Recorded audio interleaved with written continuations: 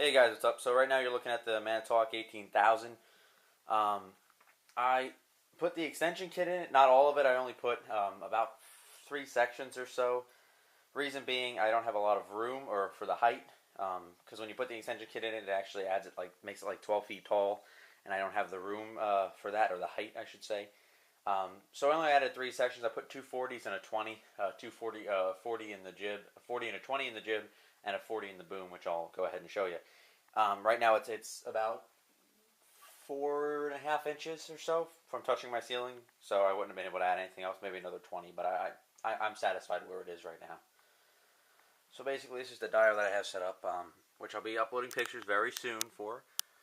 So I'll start at the bottom here at the 18,000. I have pictures on my Facebook page of this already.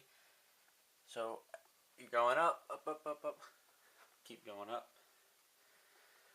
And then you have the top of the boom. Right. I added this 40-footer here. So the boom, when you buy the model, is one 40-footer shorter, or one 40-foot section shorter. And then we kept going up. I actually, which is like a suicide mission, assembled it in the air. I did not take it apart, or I did not boom it down to do it. Reason being, I just did not feel like dealing with the hook block. Because reeving that was the hardest thing on the entire crane to reeve.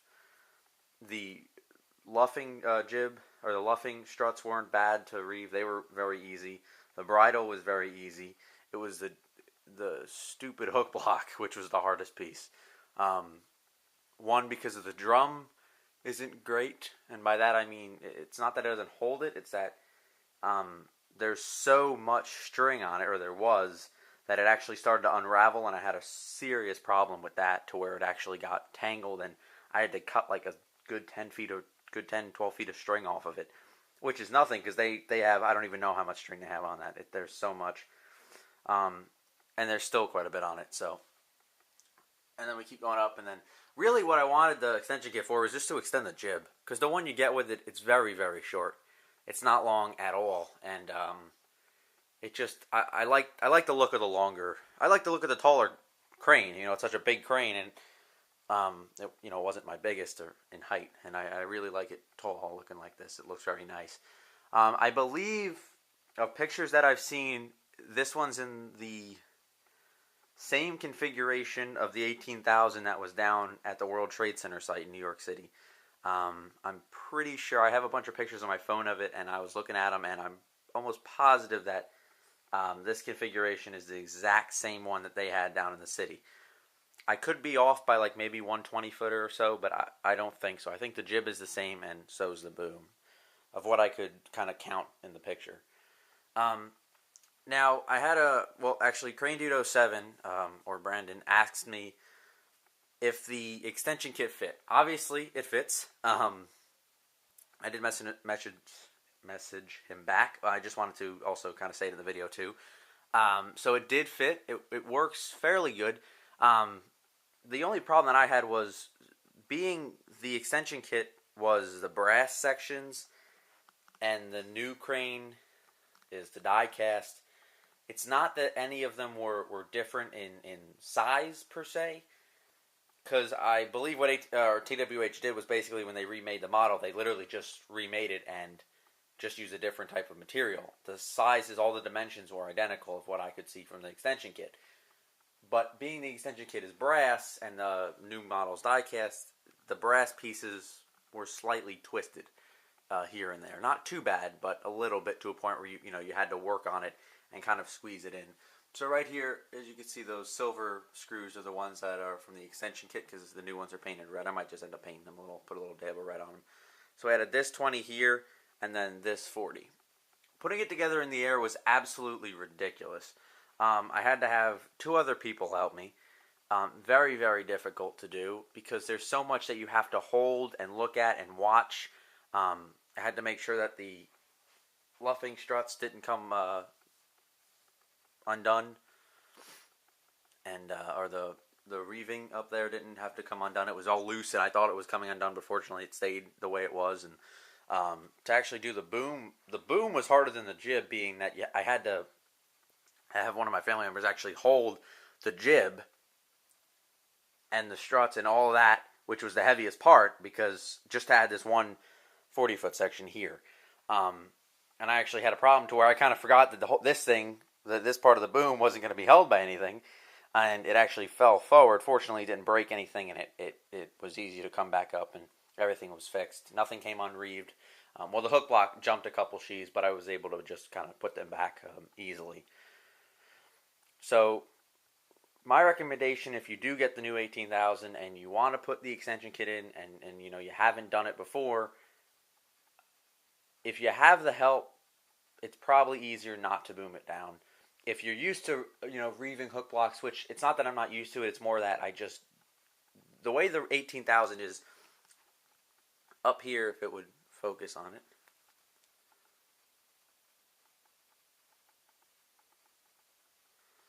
So you can see these little pieces here, these two top pieces, are very, very hard to reeve through, because you have to get the string through here and then get it onto the sheaves. And it's truly a huge pain in the ass. Now, also, on top of it, it's not just this piece here. On the top, you obviously have the rooster tip, which is there too, and it's just a huge pain in the ass to reeve through. So I just couldn't deal with undoing it. Plus, my drum, again, I said, got completely tangled the first time, and I wasn't dealing with that again. So I just kind of gave up on doing it. So if you have help and you know what you're doing, one thing I got to say, though, when you do take it all apart and you undo the bridle, make sure you hold the boom. That's the one thing I completely forgot, and the whole boom just dropped forward. Fortunately, my family was holding or one of my family members was holding the whole jib and stuff like that, so that didn't fall, but everything. Also, I recommend these pennant lines here don't actually do anything, being that the luffing jib or the luffing strut is actually riveted here. It doesn't move at all, so you could undo these. I don't even need these on here, but obviously, for the looks and all that, it's accurate. But on the model, they don't do anything. There's no tension on them at all. But to look, good or whatever, I added the pennant lines in there first just to make it easy and stuff. They do give you some connectors and different linkage parts, which you have to add, because not everything was perfect. Unfortunately, with the extension kit, I don't understand, but they only gave one set of 20-foot pennant lines. But they're not actually 20s. To be honest, I think they're 10s. And these are the ones right here. They're not actually 20-footers. Up here, those are 20s. Then you have a 40, and then those are 10s. Why they gave 10s, I don't understand, because there's no 20s. And they give two 20-foot sections. So I don't actually know what I'd have to do if I ever added all the extensions in it.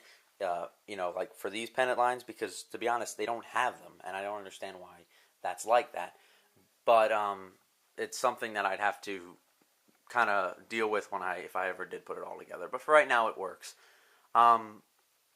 Fortunately, nothing had to be perfectly sized, because when you pull these back, it worked out that these didn't actually affect the way the jib was or anything like that, even though they're 10s.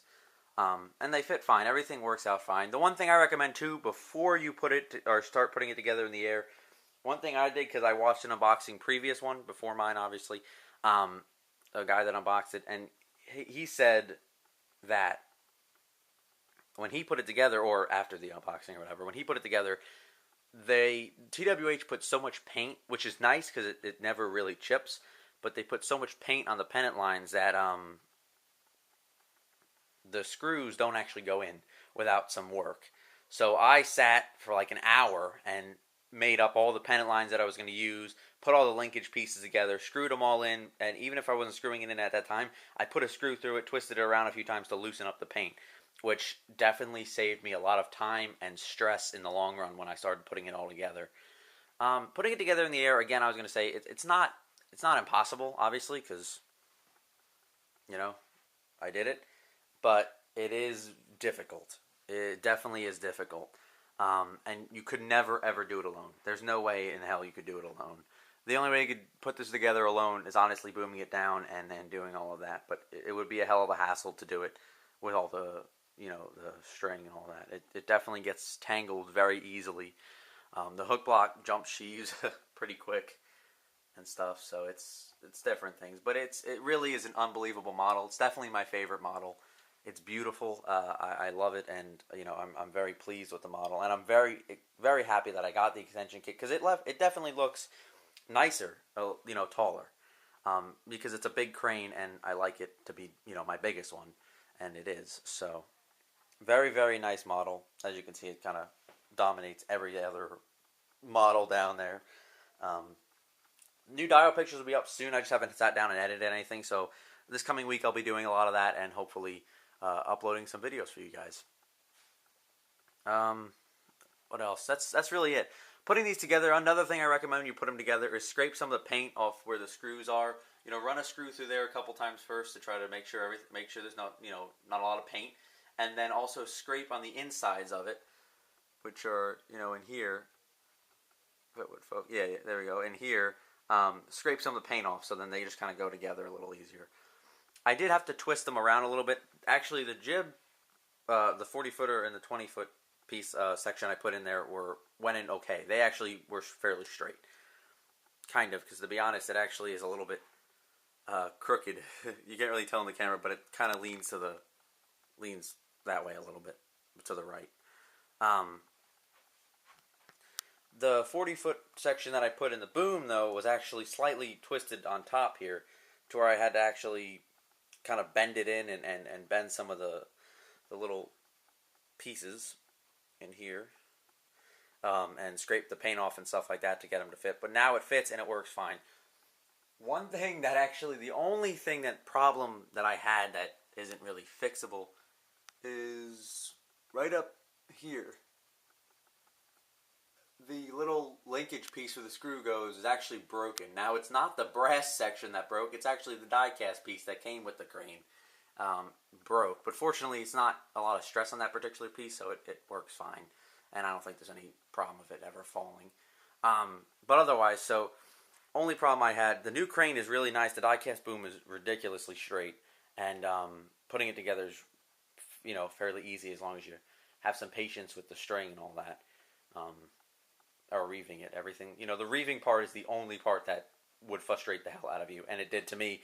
But once you do it and you get it together, it's definitely something you'll never regret buying. It's a really nice crane.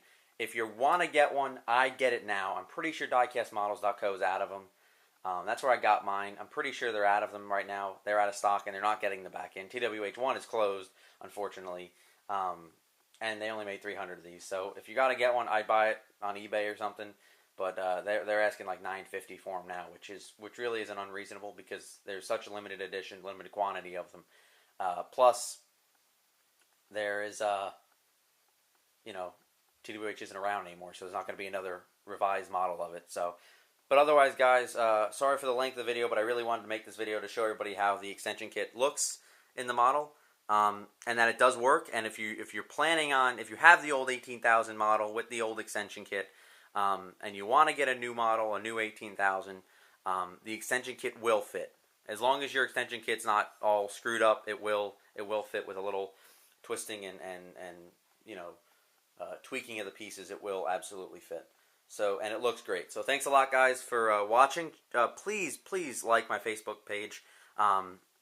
It's just NY Construction Models, Facebook.com/NY Construction Models. I have a link on my channel page. Also, I'll put a link in the description. And please check out for my new videos coming up. Like, comment, rate, subscribe. Thanks a lot, guys. And check out for the new videos coming up soon. Thank you.